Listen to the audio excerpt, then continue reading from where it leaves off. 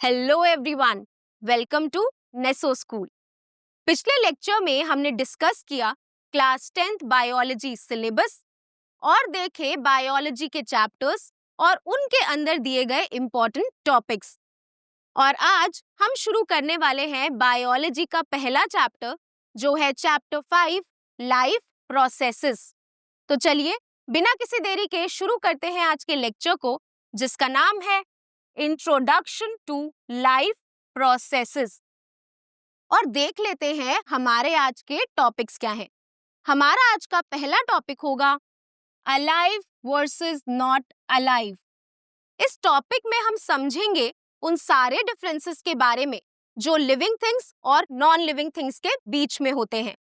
इसके बाद हमारा सेकंड टॉपिक होगा मॉलिक्यूलर मूवमेंट्स।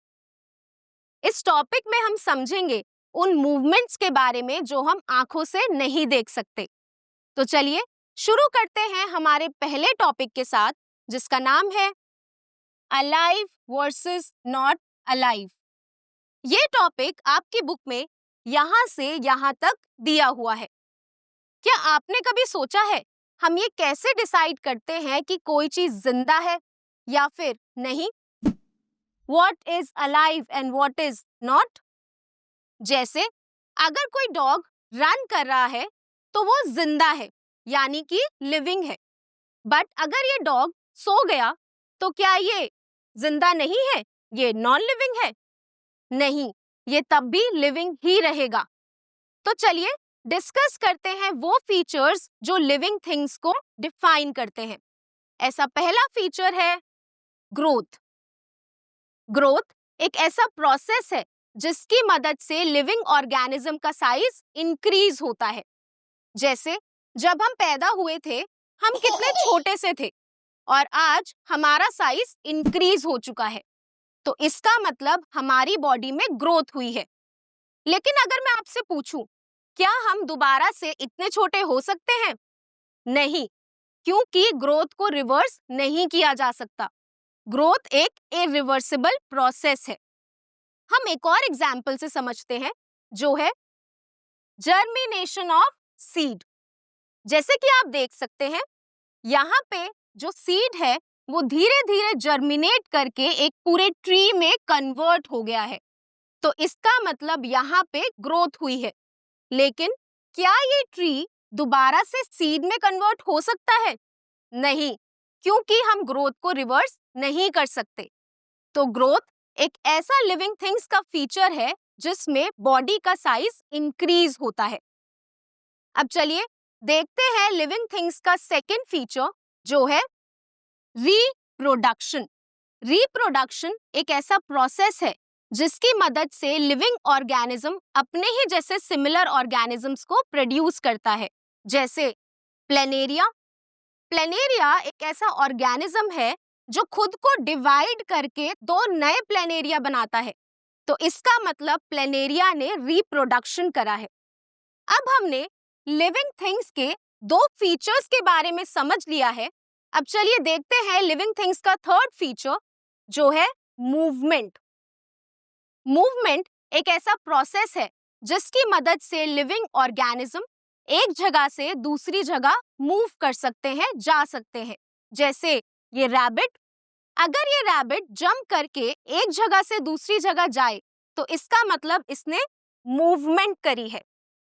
लेकिन अब आप सोच रहे होंगे कि प्लांट्स तो मूवमेंट ही नहीं करते, तो क्या वो नॉन लिविंग है? नहीं, प्लांट्स भी मूवमेंट करते हैं, लेकिन उन मूवमेंट्स को हम आंखों से नहीं देख सकते। वो मॉलिक्यूलर मूवमेंट्स होती हैं, जो हम हमारे नेक्स्ट टॉपिक में पढ़ेंगे। तो इस टॉपिक में हमने समझा लिविंग थिंग्स के फीचर्स के बारे में, जो है ग्रोथ, रिप्रोडक्शन एंड मूवमेंट।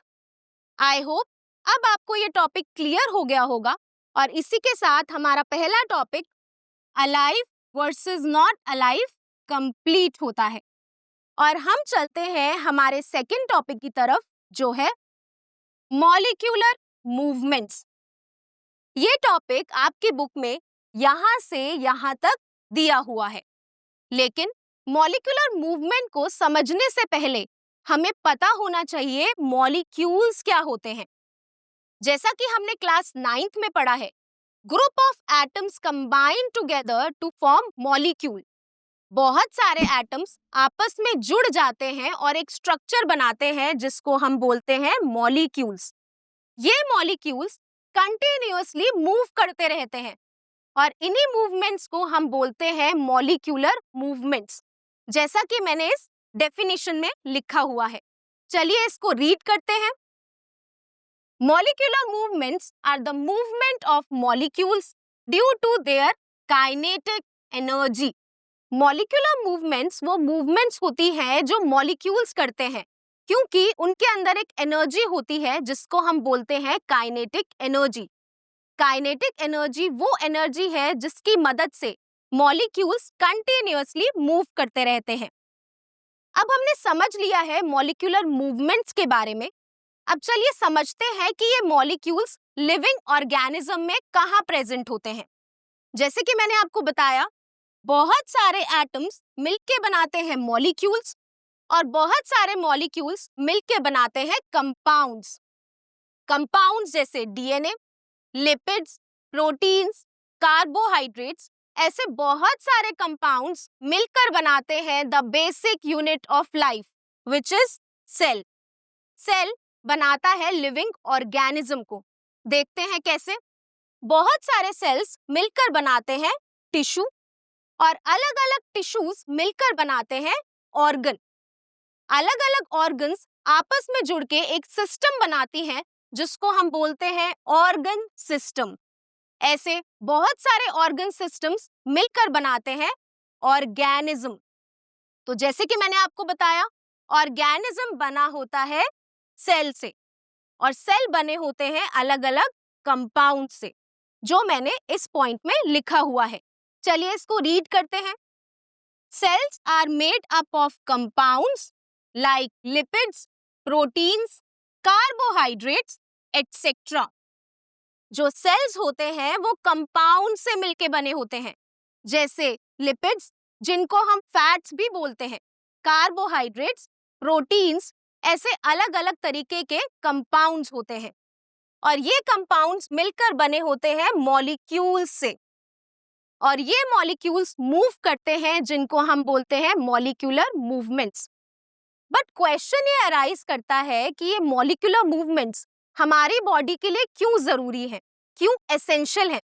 चलिए समझते हैं हमारे नेक्स्ट पॉइंट के साथ, जो है molecular movements are essential for life as it allows the transport of nutrients and oxygen throughout the body as well as the removal of waste products. Molecular movements हमारी life के लिए बहुत essential है, बहुत जरूरी है, क्योंकि इन्हीं की वजह से सेल्स को न्यूट्रिएंट्स और ऑक्सीजन मिलते हैं और साथ ही वेस्ट प्रोडक्ट्स रिमूव होते हैं। जैसे cell the basic unit of life perform करता है अलग अलग प्रोसेसेस जो हमारे सर्वाइवल के लिए बहुत जरूरी है। इन प्रोसेसेस के लिए सेल को जरूरत होती है ऑक्सीजन और न्यूट्रिएंट्स की। फॉर एग्जाम्पल, अगर सेल को जरूरत है ऑक्सीजन की या फिर न्यूट्रिएंट्स की, जैसे ग्लूकोज। ग्लूकोज का फॉर्मूला होता है C6H12O6।